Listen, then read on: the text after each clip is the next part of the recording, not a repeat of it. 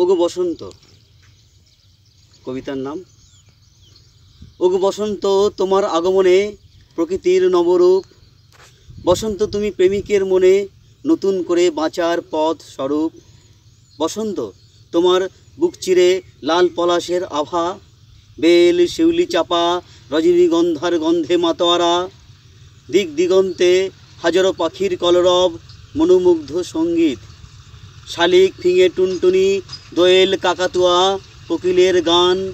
শান্ত শীতল বটবৃক্ষের ছায়ায় ভরে ওঠে প্রাণ।